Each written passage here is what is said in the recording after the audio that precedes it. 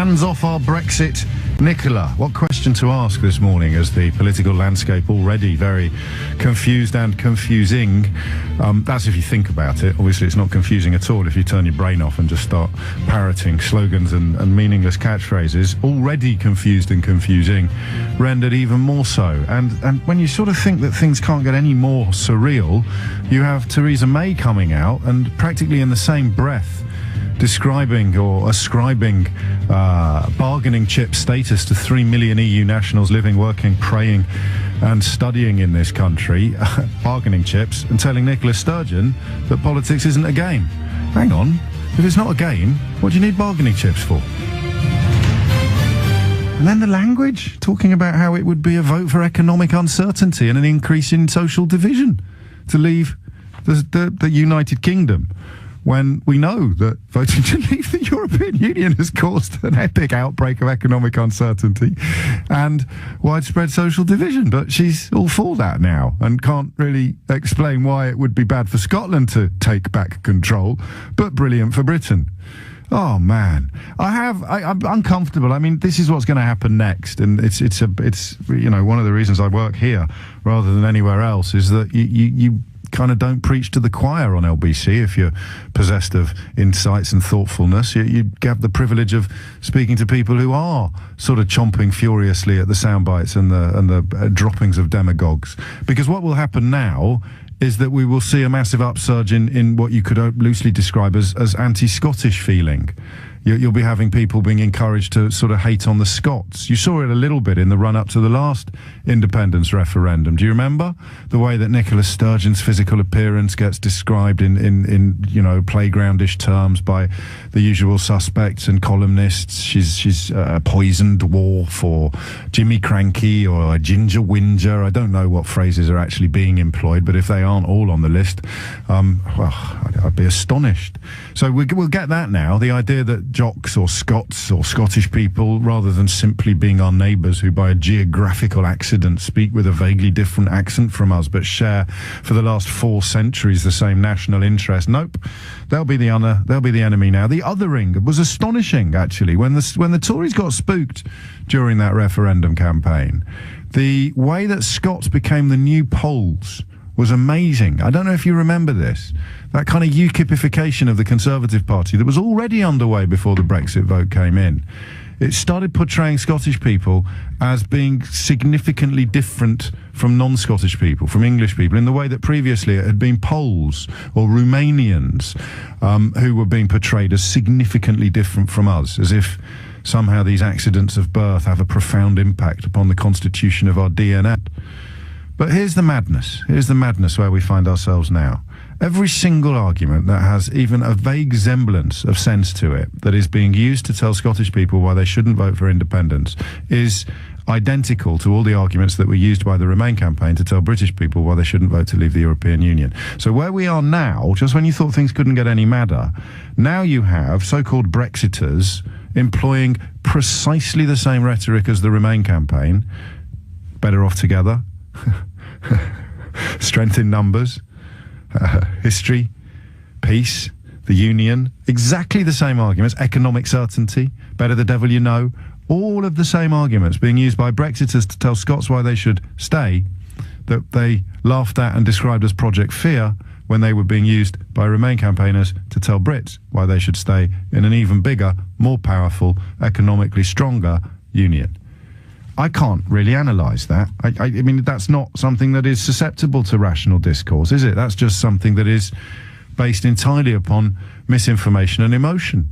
This idea that somehow we would be better off out of the biggest single market in the world with absolutely no idea of what we're going to end up with instead, but Scotland would be daft to try to stay in it when they could just hitch themselves to our charabanc that's heading towards what may turn out to be a cliff edge or may yet turn out to be a magical ramp. I don't know if I can ask you to make sense of this to me, can you? 03456060973. I'd like to ask if there's a single cogent argument that you can use or that you've heard today being used by pro-Brexit people to explain why Scotland should stay in this union that didn't sound like it had been nicked from the Remain campaign. but there isn't one, I don't think, is there? 0345 6060973 is the number you call if you can think of one. And the question of what Scotland should do is not one I can answer. I was passionately opposed to Scottish independence in the run-up, and I believe I have a right to be as a British citizen, but the very nature of British citizenship has changed in the last year. That's not hyperbole. It has. Ask anyone in Northern Ireland what being British means now compared to what it meant a year ago. They don't know what their border is going to look like. They don't know. Sinn Féin agitating for a referendum on a united Ireland now. Plaid Cymru in Wales calling for some form of plebiscite on whether or not they should be able to unhitch themselves from the United Kingdom. And Wales voted in favour of leaving the European Union. Make sense of it if you can. 0345 6060973. What's the politics of this? I don't see how Theresa May can allow this to go ahead. So if she refuses, what happens? Again, I think it's very important to admit the stuff you don't know. Maybe this was missing from the actual referendum campaign. Everybody pretended they knew everything. I don't know what would happen if Theresa May refused to allow this referendum to take place. It seems to me absurd that Nicola Sturgeon would want a referendum to take place before her voters knew what deal, if any, we were going to get from the European Union. What's Theresa May left with when this request is made? Can she turn around and say no? Because if she says yes and Scotland votes for independence, she's finished, right? That's it. She would be the Prime Minister who broke up the Union. So much interest, so many interesting elements to this conversation. Can we begin with Scottish callers? So I want you to give me a buzz now if you're in Scotland, okay? You probably should be listening to this programme more often. I get a number of tweets from your compatriots telling me it's better than anything that's on offer exclusively north of the border. But I need your help. I need you to hold my hand on this because I'm not an expert in Scottish politics. I, for example, find Ruth Davidson the most impressive politician north of the border at the moment, and she's the leader of the Scottish Conservatives. Nicola Sturgeon seems to me to do a fantastic job for Scottish National Party voters, but does she represent a significant swathe of the Labour voter who has been tempted into her fold? I don't know, because, you know, the notion of... look, I'd say to you, Scotland would be daft to leave the United Kingdom until we voted to leave the European Union, because now you're left with what would be worse or what would be better. Scotland unhitched from the United Kingdom but still in the European Union, if it could pull that off, which is by no means certain, or Scotland unhitched from the European Union but still signed up for all the uncertainty and chaos that Brexit is bringing to Britain. It could end up, couldn't it? She could end up with the worst of both worlds, couldn't she? Scotland, somehow, end up not being able to segue neatly back into the European Union, suffering obviously from the economic uncertainty and chaos that's ensuing in this country over the next few years. And do you see what I mean? Not actually coming out with anything that would render them better off than their previous British compatriots. I told you it was confused. If you're in any doubt about that, just listen back to this introduction. I kick off with Adam in Sheerness. Adam, what's going on? I just wanted to say, you know, you said that some of the BrExit arguments are being used against Scotland, like Project Fear. Yes, all of them. Well, some of it is, but for a completely different reason. For instance, when you look at the United Kingdom with their trade deficit with the European Union, they obviously sell us more than we buy from them. No, mate, no. Hang on. I can't hang on until you answer this question. Can you tell me what the breakdown of that is between goods and services, i.e. things that we sell to them that are physical and real, and things that we sell to them that... I'm talking about money generated, James. Yeah, so that really matters, isn't it? No, it's not. Of course it isn't. What matters is whether it's for goods or services, because if it's for services, they'll do what the banks are already doing and just move. If it's for goods, then the factories and the infrastructure and the... So you tell me what the breakdown is, Adam. Well, I'm just trying to explain to you. So if you look at the European Union and... But you're already wrong, my friend. Now, hang on. And then when you keep Scotland, talking. when you look at Scotland, what it sells to the rest of the United Kingdom towards what it does to the European Union, the latest figures from the Office of National Statistics show that it's nearly £50 billion of goods go to the UK from Scotland, but from Scotland to the European Union is only 12.8. That's why it's completely different. It's balmy they want to leave the biggest market for them, and it is their biggest market by... And what's Britain's biggest market at the moment internationally? Well, it's not the European Union. What is it? If that's what it's America. Britain's biggest market is America. We do more trade with America than we do with the European Union. No, if you're talking about where we're trading as in making a trade surplus, then yeah. We do more trade with America than the European Union. No, trade surplus, James. It means that we sell more to America. And then we have to look at what's goods and what's services. But it does. Right. It doesn't matter. It's about. It doesn't matter because if I live in Berwick upon Tweed and I'm selling services to Scotland and then things change, I have to move 8 miles. But they're not moving, though, are they? The biggest investment in the United Kingdom happened after the Brexit It's vote. 10:15. You're listening to James O'Brien on LBC. I'm proving pretty conclusively that everyone who thinks they've got an argument as to why Scotland should stay in the Union should have voted Remain. So, first up, bless him, arguing that they need us more than we need them, while trying to claim that all of the arguments to stay in the European Union haven't been co-opted by people who actually voted to leave the European to leave it. It just is absolutely breathtaking, isn't it? This was sort of all of these things. Oh, there'll be lots of economic uncertainty, Theresa May said yesterday. You can't treat politics like it's a game, Theresa May said yesterday. There'll be more division, Theresa May said yesterday, to Scotland, so don't do this thing. Every single one of those arguments. Plus in the first fellow, is it Adam? We need them more than they need us. And claiming that America is our biggest trading partner. It's beyond bonkers now. It's almost as if we've turned our country into a cult. You're just not allowed to think. You have to. I'll give you another example. I mean, this is incredible. You keep on talking as if the European Union is one country. It's not. It's 27. We will still deal with individual countries, and people will still buy goods from us from individual countries. So it's blatantly obvious. Let you try and cloud and twist it. Listen, my friend, you haven't signed your text. That's what a trading bloc is. It's when 27 countries become a single entity. They are legally barred from striking up individual trade deals. No country in the European Union can have an individual trade deal with anybody else in the world. That's simply fact. And you listen to me on the radio and you think that someone is trying to twist and cloud. Well, they have already twisted and clouded your mind so successfully that you're completely ignorant of the facts. I'm completely ignorant of what Nicola Sturgeon is up to. I just don't get it. Unless it is just, what's it called when you just create agitation? What's the word? Not distraction tactics. There's a word for it. It'll come to me in a minute. Theresa May now has to go into negotiations with the European Union representing a country that she cannot describe accurately. She doesn't know what country she is representing. So she can't possibly accede to Nicola Sturgeon's request, can she? She has to say, no, you can't have a referendum. If they're allowed a referendum, negotiations begin with our negotiators not knowing what country they represent. First thing they say, the European Union, so would this include Scotland?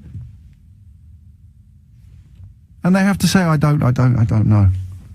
We're just waiting on that referendum result.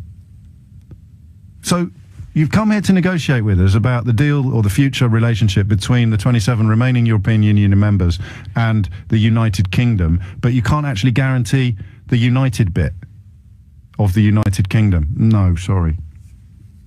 Can't do. Well, it would be a bit like turning up for a football game with hockey players or with 4 footballers and 7 who might be there or might not. Or no, let's be more realistic. It'd be like turning up with 8 players and the possibility that the other 3 would turn up and play as well. But you can't guarantee. So what we'll do, we'll arrange the match, but I can't guarantee that we'll...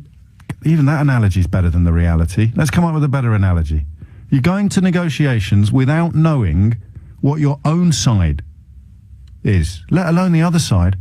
And yet you're going to get away with it again, maybe not in terms of the referendum result, but in terms of what they will do now to the British public. I've heard it happening already this morning. Turn on the Scots. God knows, if I ever won a significant amount of money on the lottery, do you know what the first thing I would do is? I'd pay for every single person in the country to have a DNA test. Every single one of them. Well, you get a little picture, a little graph of who you actually are, what you are actually made of, where your genes actually hail from, then the notion of something like breaking up the union would surely appear. It would surely appear daft. Like, we're so different from them. That's what's going to happen now. So it's the only thing I can see with any clarity at all, is that instead of demonising whoever we were demonising yesterday, the English media will now start demonising Scots. And if you want proof of just how corrupt and deceitful and dangerous this country has become in thrall to right-wing media, the people that own the newspapers will print different front pages in Scotland. The people that own the Daily Mail will print different front pages in Scotland. The people that own the Sun will print different front pages in Scotland. They will provide contrasting realities to customers and voters because they do not care what the truth is. I, by contrast, do not know what the truth is. There's a crucial difference. Help me out. Vicky's in Windsor. Vicky, what would you like to say? Hello, James. Hello. I actually think Nicola Sturgeon has played a blinder, an absolute blinder. And it's a question of timing. It's all this chess game that goes on in politics. If you think about it, the first referendum, the reason why, well, it's posited that the reason why the referendum was lost, if you happen to be a nationalist, is actually because so many of the Labour Party, the Conservatives, etc., made promises to the Scots just before the referendum, and so the result was ultimately, well, we'll stay with the UK. And those promises kind of got broken. Well, no, never. They got massaged, so yes, okay. Nothing was ever delivered. Fine. Now, what Nicola Sturgeon sees, it's absolutely clear May is hell-bent on actually the UK leaving the European Union. And if I'm sitting there as Nicola Sturgeon, I'm thinking, okay, we know that actually we didn't have a strong economic case, or not anywhere near a strong economic case as we like to put out when we did the first referendum. And actually the oil price tanking was an absolute proof that yes. We would be in deep dicky doodah. So when you say we, you hail from Scotland, do you, Vicky? Oh, yes, I was born in Scotland. I currently live in England, but I'm planning to move back to Scotland. Okay.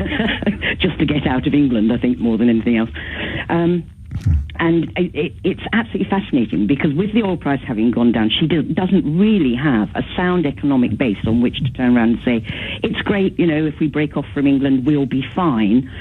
Think about it. If May grants her a referendum before England finally leaves the European Union, what that says for Nicola Sturgeon is she can talk to the UK businesses, particularly financial services and all the other services that are relatively easily portable, and say, come to Edinburgh, come to Glasgow, come and set up with us. We will provide the platform, the UK platform, or the English-speaking platform into Europe. We'll be the transatlantic bridge from the US. So we will maintain... But only if they can stay in the European Union, and that wouldn't be immediately... possible. Yeah, except that when you consider the amount of abuse we've actually given the European Union, yes. It would be, and let's face it, we're humans, we're all humans, even the people like Guy de Verdhoff is human, and yes. He has said more in sorrow than anger, but I bet he's furious half the time. Yes. I reckon they would say, you know what would be a really good kick in the teeth for those little Englanders? Let's roll out the carpet for Scotland, and that, of course, would bring the Spanish on board and get rid of the Catalonia red herring. There you go. I think it's an absolute blinder. Well, it is for Scotland, but it's disastrous for everybody else. Well, I'm sorry. You make your bed and you bloody well... excuse my French. That's quite all right. In it, And the next thing that Sturgeon should do is get the biggest set of diggers she possibly can and actually do the reverse on Hadrian's Wall. Well, I mean, the problem is that, 60-odd% of this country didn't make the bed.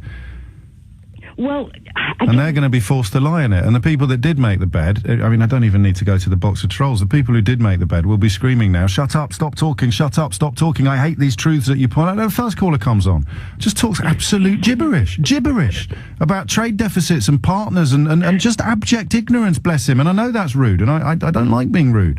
Actually, that's probably not true.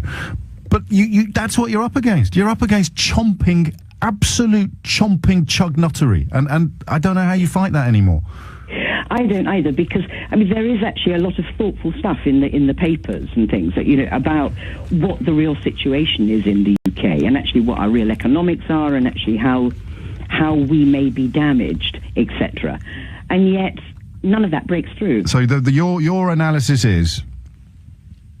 My analysis. No, hang on. I'm trying to précis it. I paused for too long. Your analysis is it will go ahead. They will get independence, and Scotland will hoover up all of the European Union benefits and commercial advantages that the whole United Kingdom currently enjoys, leaving us with even less than we had already. Yes, but Theresa May will not grant a referendum for that reason. And so then nothing's going to change at all, and we're going to drag Scotland out of the European Union with us, despite the fact they really want to stay. Exactly, and what you create is a kind of poll tax on steroids. Ah, happy days. Bits I do understand. Completely easy to see why people who voted to leave the European Union are having kittens at the prospect of Scotland voting to leave the United Kingdom, on very simple grounds, even before you start pointing out that every single argument they're using has been nicked from the Remain campaign without any royalties being paid. But on very simple grounds, we're now sending our negotiators into Europe without them knowing what their own country is going to look like, let alone the deal that they're hoping to strike. That's why I can't quite see how Theresa May could possibly agree to this. And if Theresa May can't possibly agree to this, what's Nicola Sturgeon playing at? I think we're going to enjoy the rest of this hour, because it's not often we all admit. I mean, we can't all admit to not knowing anything. I'm admitting to not really getting this, and you're going to try to explain it to me. In all the usual ways. I've got some phone lines free now. Very busy flurry at the beginning, but trying to avoid repetition. So 0345 606 0973 is the number you need. Don't ring me if you've already been on the radio this morning. John is in Perth. John, what would you like to say? Good morning, James. Hello, John. What's going on? I guess I just want to turn the argument on its head a little bit. Good. And do a hypothesis to say, if Scotland was an independent country just now, would it vote to become part of the EU? Is that rhetorical for you, or is it a genuine inquiry? It's actually a genuine inquiry, because I just wonder what the plus points are. Well, I mean, you know how the number crunching breaks down. The claim is that it's £1,600 per person per year that makes its way from London, essentially, the southeast. I can't even say England anymore, but to Scotland. So would you vote to get £1,600 a year each off me? Yeah, but I mean that's like joining London. If we were to join the whole of England, Northern Ireland, and Wales, then that £1,500 is spread out. Yeah, I know, but it's still going to go to Scotland. Scotland get it. They get £1,600 per person per year, more than they pay. So what's not to like? There you go, sold it. Next question. Yeah, I still think that the £1,600 would be spent on hospital insurance or health insurance, probably on higher taxes, the way things are going with the Tory government just now, the lower tax government, which seems to bring this up. The phone line's going down. The reason I asked you, I just tried whether it was a rhetorical question or not, was because I suspected that if I gave you quite a good answer, you'd try and ignore it. Well, no, not at all. And I think the £1,600, if you've got any health problems, you'd be spending on your prescription charges, which we don't have. You know, so it's. I think that's factored into that's factored into the money. I think the free prescription charges is part of the 60. I mean, it's all the money that makes its way north, and then the Scottish government chooses what to do with it. So at the moment, part of the benefit you get from not being net contributors to the British economy is free prescription charges. But yeah, I mean that's a policy decision for the Scottish Parliament. Why wouldn't you want to join a United Kingdom? What about the British Lions? There you go. Fair enough. Mind you, the number of Scots are going to get into it now, the whole injured at Twickenham. Exactly. So, but seriously, why wouldn't you want to be in the United Kingdom? I don't think you've got a health service that matches up to what we've got in Scotland as it stands. I don't think you've got social justice the right way. You seem to be extremely split in thinking about what your nationality actually is. I can see all of that, and yet you're doing what I would, normally get upset with people for doing. We're already having an us and them conversation. That's what upsets me about Nicola Sturgeon's tactics. It's what upsets me about kind of a lot of 21st century nationalism in general. But why are two people who could have been born literally inches apart suddenly rendered us and them by any talk of referendum and independence? You've got the big word politics coming in there, haven't you? That's the only difference between the two. Probably. Ideology, perhaps, but I guess it's just a cultural upbringing. And any arguments you've heard yet from people telling Scotland why they should stay, from people who voted for Brexit, that don't sound like they were nicked off the Remain campaign? I think it's just a total reversal, isn't it? Yeah. All the better together people were the better apart folk just a short time ago. I mean, that's what I think. Occasionally, even my Tiggerish enthusiasm for political debate takes a bit of a kick in the proverbials, because you just sit there and go, I can't break through to people who are persuaded and convinced that the Earth is flat. I mean, what can I do? I've shown you the ship coming over the horizon. I've shown you the picture of the planet taken in space. I have provided you with conclusive proof that the Earth is round, but still you insist that the Earth is flat. They need them more than we need us. They need us more than what? Passports. I'll tell you what, John, you can have a tartan passport if you leave. Is that going to swing it?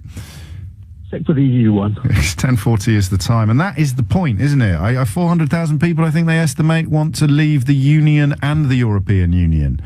Where do they fit into this debate? 0345 6060 973, because Nicola Sturgeon is their patron saint, and she's effectively going to let them down. It is a desire to stay in the single market that informs this desire for the referendum.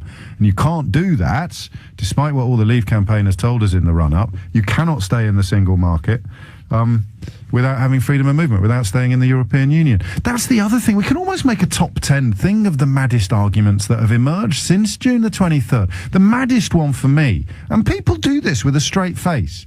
People now say, oh no, you did know. Everyone knew they were going to leave the single market because everybody on the Remain side said so. You must have heard people do this. They'll say David Cameron and George Osborne were quite clear that voting to leave the European Union would mean voting to leave the single market. Now, all the people that called them liars throughout the campaign, all the people who said that every word that comes out of David Cameron's mouth is part of Project Fear and untrue, they're now saying, oh no, you knew, because I said as a prominent Leave campaigner that we'd definitely be able to stay in the single market. I said as a prominent Leave campaigner, nobody is suggesting that we should have to leave the single market, except that David Cameron and George Osborne were.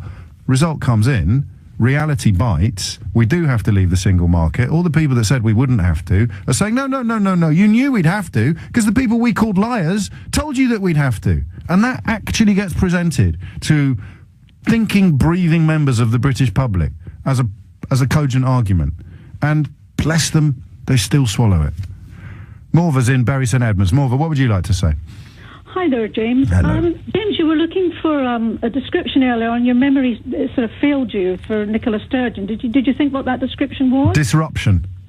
Disruption. I thought you were going to say something like agent provocateur. Well, that's the same sort of thing, but even then I need to know. I mean, actually they're quite similar, because she's just causing trouble without necessarily having an end game, but I don't know if that's true. I think she's got an end game. I think she's had an end game. She was 16 years of age, actually, James.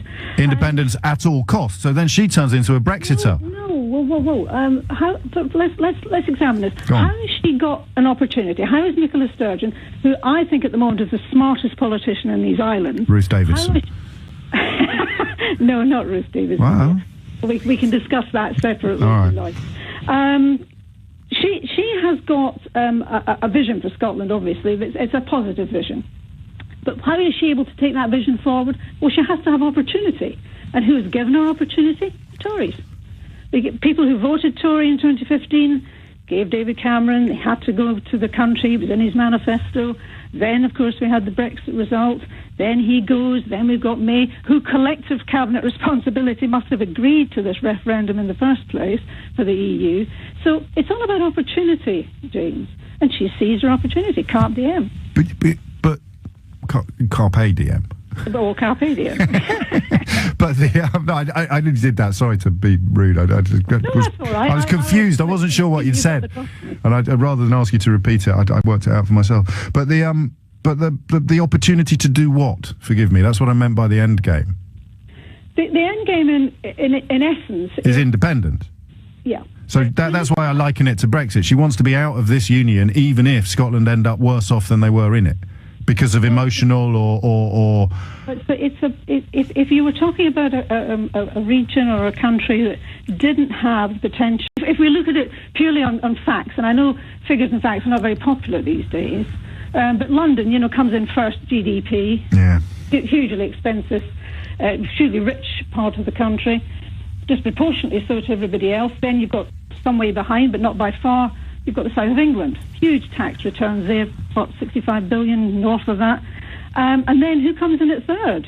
Scotland. Does it? So we're not talking about the basket case that everyone describes it. There's this notion of it being subsidised by the rest of the UK. Most of the UK is subsidised by relatively small parts of the UK. But and that's why that's why Brexit has, as with just about everything else on the political landscape, Brexit has made a mess even messier, because I thought there was a pretty powerful argument, and so did the Scottish voters, to stay in the union because of economic uncertainty, because of potential difficulty and division, all of those arguments. But if staying in the European Union is now the option, you can make a pretty strong case to say you're going to be better off out than in of the United Kingdom. If you look at the arguments that Noel used, virtually all of them now have either come to pass or are about to come to pass. Your food prices are going to go up. Your currency, should you have it. You mean Remain arguments. You don't mean. No, I'm talking about the 2014 referendum. Oh, okay. I'm talking about the reason that Scots voted no to stay in the UK. Yes. Then, of course, you've got your goods and services are going to be more expensive. Oh, and by the way, you're going to get kicked out of the EU. But you see, all of that's coming to pass, even though they did vote. Do you know what? Do you ever envy people who just get one single soundbite and just stick with that, even if the evidence makes them look stupid, because they don't think they look stupid, so they just keep saying the soundbite? Well, what are you suggesting of me then? No, I'm saying you're thinking, and when you think, it's horrible, albeit that you see it as a powerful case for Nicola Sturgeon. In terms of the greater good, in terms of our national interest, it's a disaster, however you cut it. It's 10:46. I voted to leave the EU. I now feel like a complete idiot that has been duped by clever con men. Cheers for that, James. Don't blame me, Robert Wallace, although with a name like that, mate, they'll probably make you welcome north of the border after they vote for independence. And similarly, Frank in Eastbourne. Hi, James. I'm an Irish guy who voted to leave, but I was sold a pup with the 350 million on the bus. Had no idea we were leaving the single market. Second chance, please. What do you mean you had no idea we were leaving the single market? All the Leave campaigners... oh, no, they told you that we wouldn't have to... all the people that told you to... oh, no, but all the people that you believe told them that they were liars. Do you know, this show is amazing. I can't really think of anywhere else in the British... I could spend every single day taking calls for 3 hours off people who just very calmly and a little bit shamefacedly say, yeah, thank you for saying that there's a big difference between people who believe lies and people who tell them, James.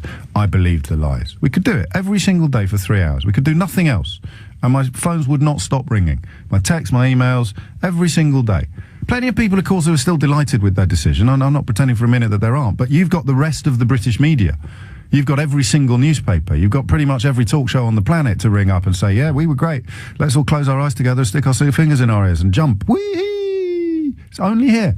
You can come on, you can say, yeah, actually, I did believe the stuff on the bus. I didn't realise we were going to have to leave the single market. I didn't know that my children's classmates were going to have their future cast into absolute uncertainty for a minimum of 2 years, and even then possibly face the prospect of having to leave. I didn't know that racists were going to get the run of British high streets. I didn't know people were going to get killed for their political beliefs. I didn't know we were unleashing any of this, and I really wish we could go back. And now Scotland looks like it might secede from the United Kingdom. Well, now I'm seeing the country that I voted somehow to protect fall apart at the seams. Every single day we could do it. Why do you think the newspapers are so desperate to silence anybody saying sorry? Why? Well, you think about it.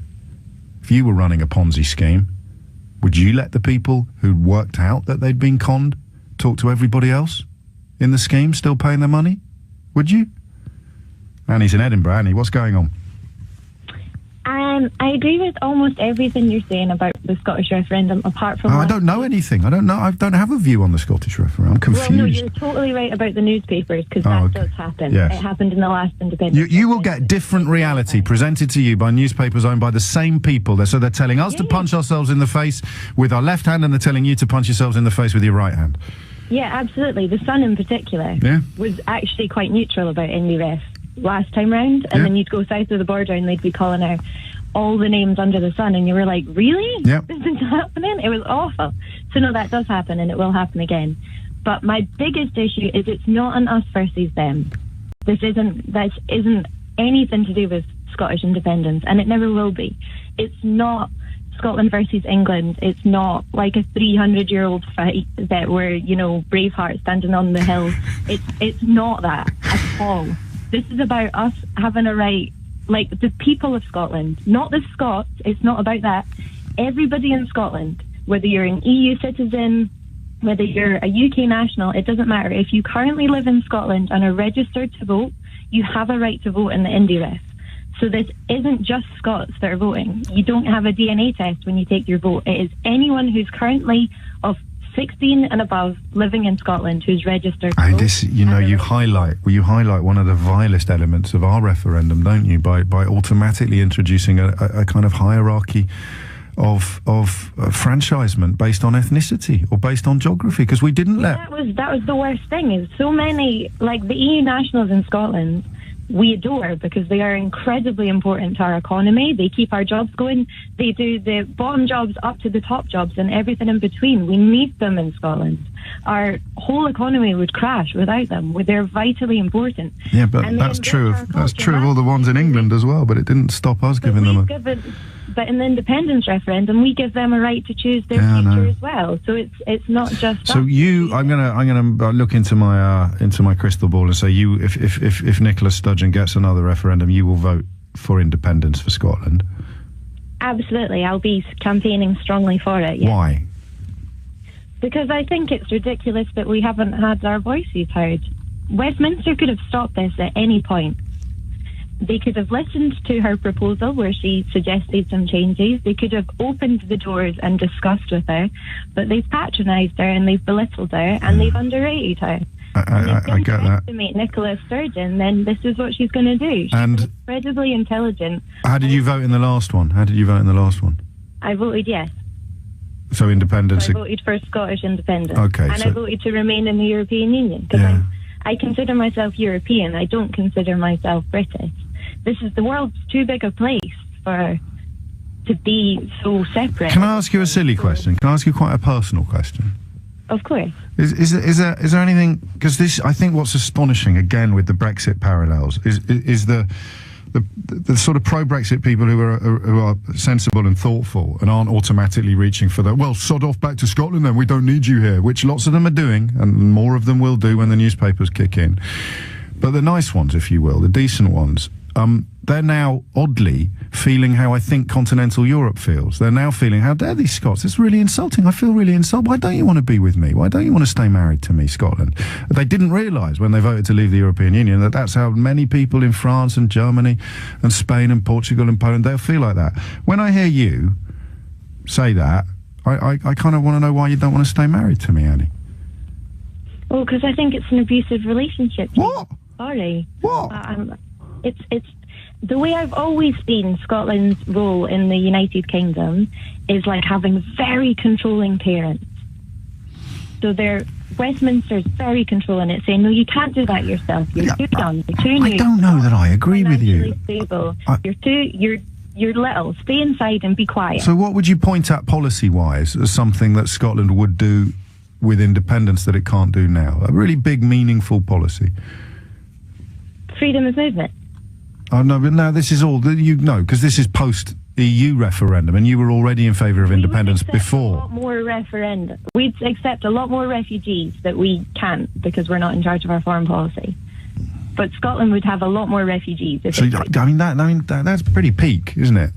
You'd vote to leave the United Kingdom so you could have taken more refugees because Westminster dictates what Holyrood can do. I didn't know that. I thought Holyrood could do what it wanted. No, we can't take in, we don't choose how many refugees we can take in. But we have a lot of space in Scotland, so if they can brave the cold, they're more than welcome up here. I mean, they're in a horrible situation, and we need more people. We're in an ageing...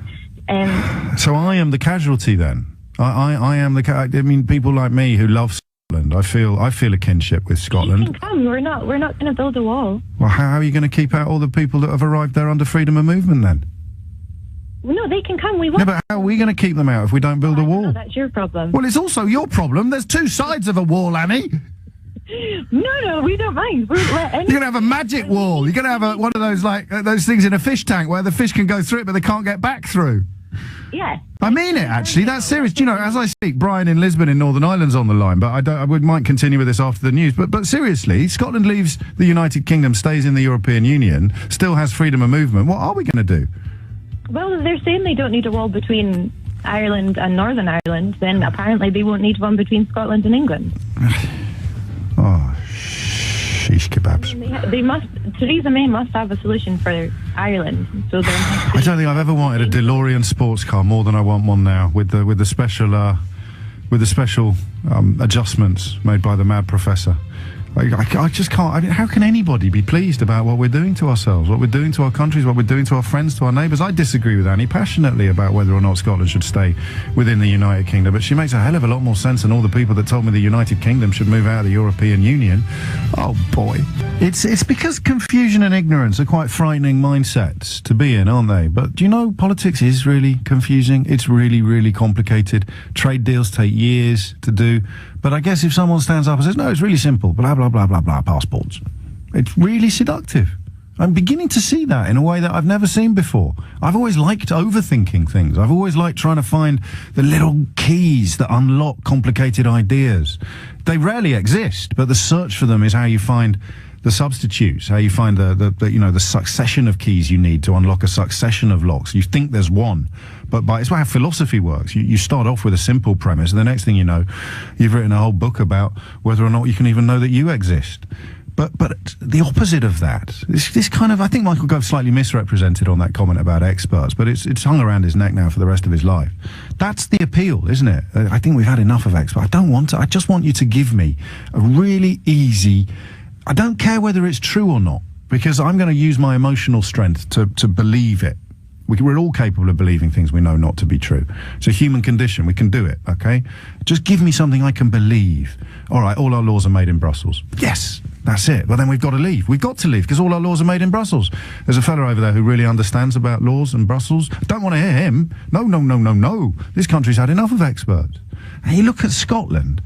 Try and unpick it. Amazing calls in the first hour. Right, run the gamut, absolutely, from chomping ignorance to passionately informed. And somewhere in between all of them, you get beginnings of an answer. It's like an image begins to coalesce in your mind. What is Nicola Sturgeon playing at? Is she looking at a win-win situation here? The raison d'etre of the Scot Nats is independence. That is why the party exists.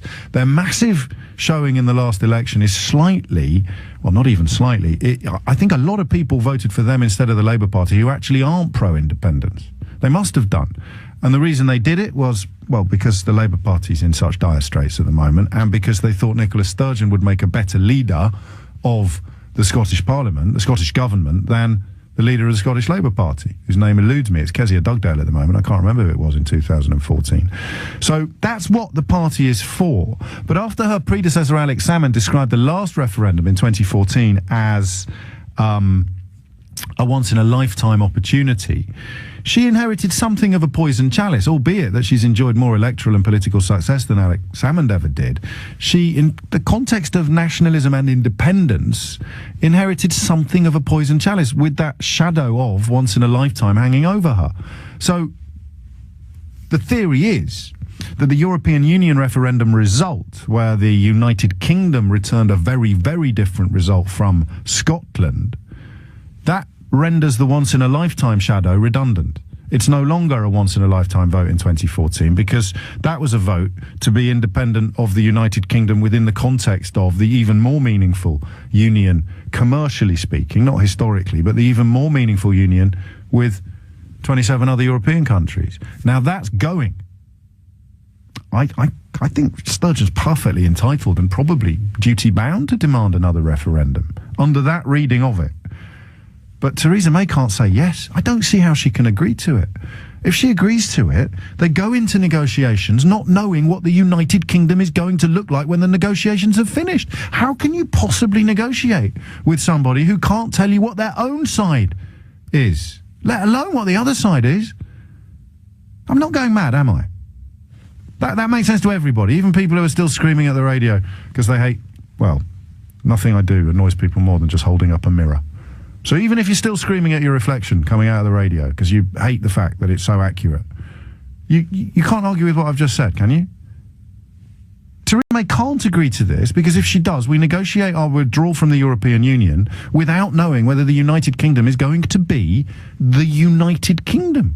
She won't even be able to say, in one of her ludicrous, fatuous phrases, oh, the United Kingdom means the United Kingdom. Because potentially, if she agrees to a referendum, it doesn't.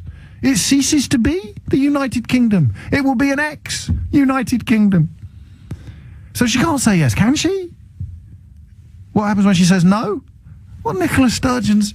She grows 3 feet overnight because she completely gets rubber stamping that she could only ever have dreamt of on the narrative that Westminster ignores Holyrood.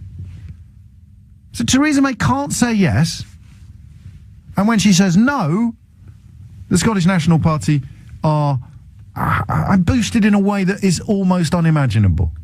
That's what I've got for you. After an hour of my brilliant callers, that's where I am. It's a hell of a lot clearer than I was at 10 o'clock, but I'm not sure it's any less depressing. And then if you do at some point subsequently, because I mean, it's going to make Theresa May's position very, very difficult. If you do at some point subsequently get another referendum and independence is achieved, we've got our country back. Except we haven't even got our country anymore to get back. And yet then you speak to someone like Annie in Edinburgh and you recognise, actually, yeah, she doesn't want to be part of this union anymore.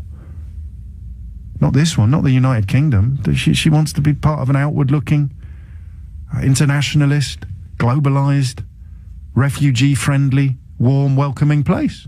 This notion that nationalism is the same in every country is bonkers, absolutely bonkers. It's profoundly different from one country to the next. It'd be a bit like saying that Geert Wilders and Nicola Sturgeon are singing from the same hymn sheet. There is nationalism based upon the national interest, and then there is nationalism based upon a perceived genetic inheritance. And what Annie reminded me of is I have fallen into the trap. Some Scot Nats do fall into the perceived genetic inheritance, of course they do. But the mission is not one of racial superiority or ethnic division, because they gave a vote to everybody in the referendum who lives and works and studies there. Everyone entitled to vote. We didn't do that. We didn't do that. Tom's in, do you know, every single call on my screen out of all 10 lines is currently in Scotland, except for one in Northern Ireland and one in Buckinghamshire. There you go, leading Britain's conversation, literally. Tom is in Invergordon. Tom, what would you like to say? Well, it's because you got a good show, Jane. That's why you're very kind. On the line. You're very kind. I agree with everything the previous caller said with Annie from Edinburgh. Yeah. So I found that almost heartbreakingly good, that call, and yet you were cheering it. I was weeping, and we both see why. Yeah, tears in my eyes. Yes, yeah. But, James, I wanted to help you out on the financial situation. Okay. You mentioned that we get subsidised 1,600 quid, and you're right in that figure, but that figure includes all the infrastructure that's counted as UK infrastructure. Yes. Like your Crossrail, HS2, that silly nuclear station they're going to build, the London Grid, all that is counted in Scotland's budget. Oh, okay. I'm tried. Yes. So when you take all that off, you'll find that Scotland, like Denmark, Norway, all these other small countries, is economically viable. And that's the main point I want to get you today. Yeah, I don't have the numbers in front of me. I know there's a passionate argument that it isn't, but I'm not the person to make it. And the notion that you're going to be economically better off if you're dragged out of the European Union by the rest of the United Kingdom, I think everyone can agree, at least in the short term, that's palpably absurd. You can't possibly be better off by leaving the world's largest single market. That's right. Well, that's right. Yeah, and the other thing, when your other caller said, it spoke as if we wouldn't want to be friends with England. We'll be friends. We'll be partners. We'll trade. We'll talk. Yeah, but I want to stay married. Play rugby. I want to stay married. Well, you can... and I can't. You can say that to me, Tom. You can say that to me, but I'll have my face pressed up against the Perspex wall a few miles north of Berwick-upon-Tweed, and you'll be on the other side making me, showing me my birthday cards and telling me I'm welcome, but I've got my face pressed up against the Perspex wall. Donald Trump will probably get the contract to build it. I'll have my still saw out and cut through the wall for you, James. Don't take this the wrong way, and I'm going to sound a bit pathetic, but I really feel that if Scotland voted to leave the United Kingdom, I really feel that the country my children are growing up in would be diminished even more than it is by cutting loose from the European Union. Why can't you think of my children, Tom? Well, they can come to one of our good universities if they want. We'd be very welcome. She already wants to. She already wants to. She's 11. Right, okay. But did you see what I mean? This is a divorce that you're calling for. Well, I don't think so. It is a divorce. This is stereotypical stuff. Now, I've got English friends. I was the best man at the English pal's wedding not so long ago. Yeah. And that was in Cyprus. So. I know, and this is the problem, isn't it? I guess it's because the people that want to leave the United Kingdom from the Scottish perspective who ring me, well, they all sound lovely. And people who want to leave the European Union from a UKIP perspective who ring me, they all sound horrible. And that puts you in a really difficult position. It's like you're getting divorced, but you're being forced into a marriage with some absolute lemons. You're getting divorced from the best husband in the world. The United Kingdom, this is astonishing that the very word patriotism has been co-opted by people who are dismantling our country. Patriotism, for me, is wanting to have hands across the border with Tom, even though he doesn't want to hold my hands. Because I love Britain, I love the United Kingdom.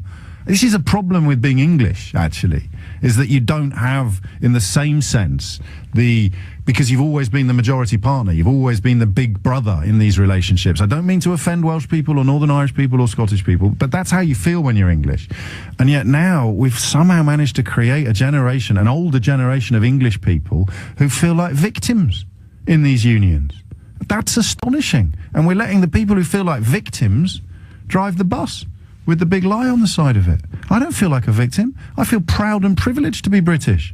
But I'm going to feel less proud and privileged to be British every time Britain shrinks. Obviously. Because it's brotherhood of man. Actually, if you were any good, you'd have hit a record then. You'd have gone straight to the brotherhood of man. Tom, God bless. Stan's in Rothsey in Butte. Stan, what would you like to say? Good morning, James. How are you? I'm great. Well, don't ask, mate. Seriously, just talk.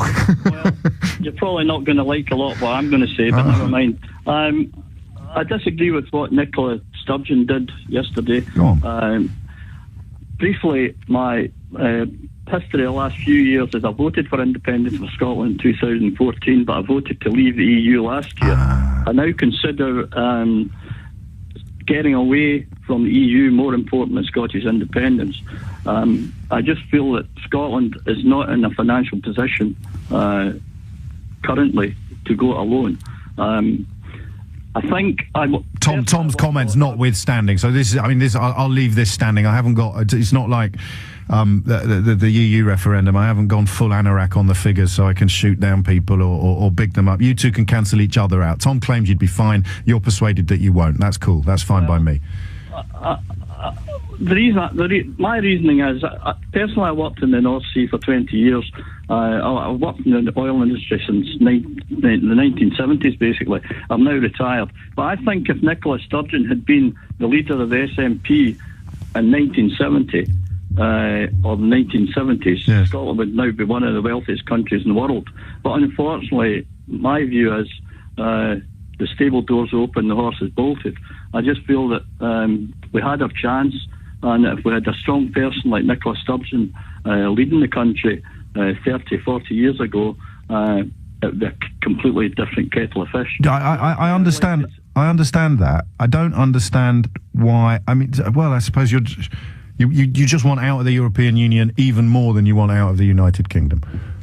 Correct. Yeah. And in a sentence, why? I mean, leaving economics out of it? Can you leave economics out of it? I mean, that might be unprofessional of me. Something that nobody's spoken about this morning. Yes, good. I would like to ask your opinion on, will the EU be in existence by the time Nicola Sturgeon wants a referendum for Scotland? Well, the way things are going in Europe, it's beginning to look a bit doubtful. But you can't have 20/20 hindsight. The way things are looking in Europe are caused by the fact that we voted to, in my opinion, punch ourselves in the face, and lots of other people around the world, you've seen it in America, are going, wow, look, the Brits have punched themselves in the face. We can do that too. That's my perceived opinion. But you don't get to justify your desire to leave the European Union before the vote came in by saying that, well, it looks like it might fall apart now, because that is a result of Brexit. And if France, of course, go, then the whole game's up. But that can't be the reason why you voted to leave, because that wasn't true when you voted to leave. But I'll leave that on the board as a question. I'm staying with this. This is great. 11:16 is the time. I've worked out who I am in the context of the Scottish independence debate. I'm Humphrey Bogart. I'll tell you why in a minute. First, though, I referred earlier to briefly referred to the box of trolls. I don't know if you've seen the film.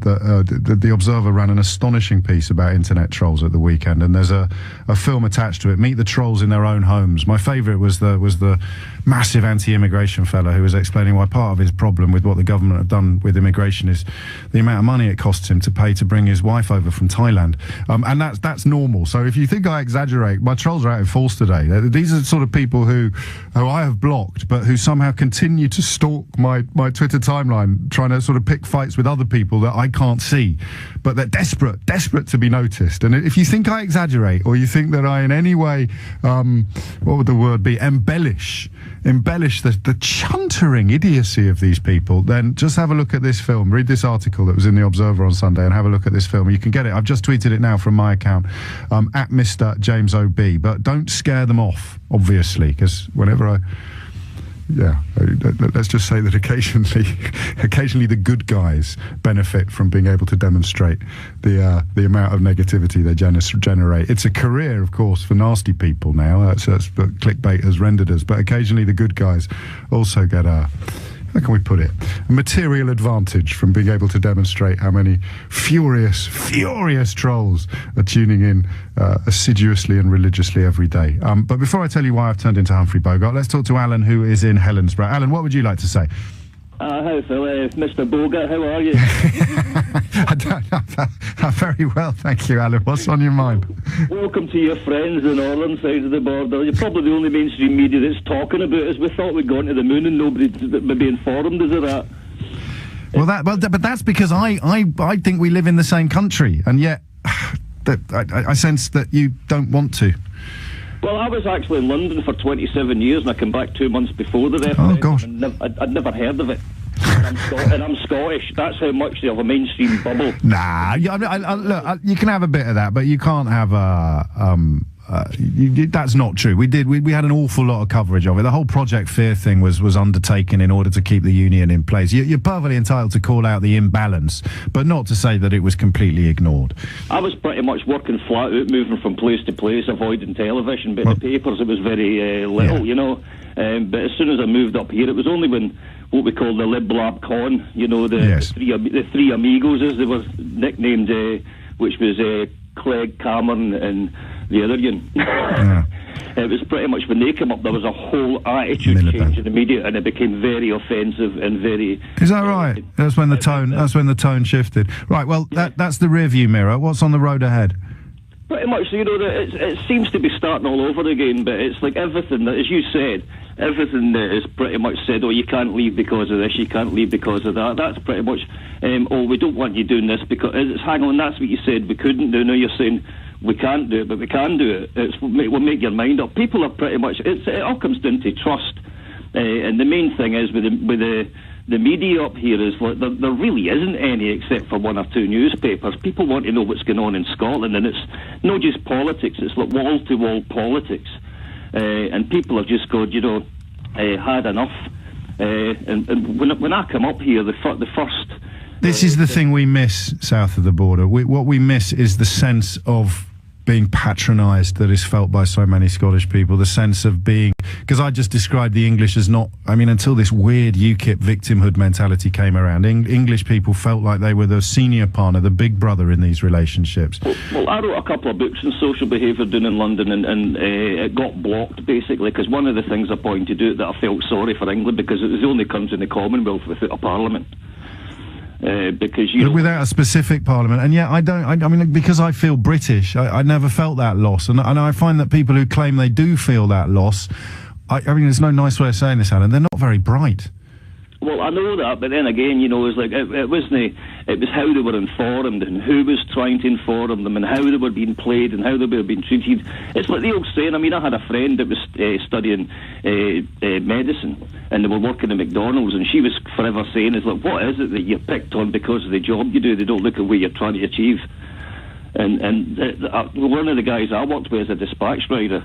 Yes. I was pretty much using that to further other ventures, like most of us was. And I met a guy who'd I think it was some surgeon, or so, I can't remember what it was. Go on.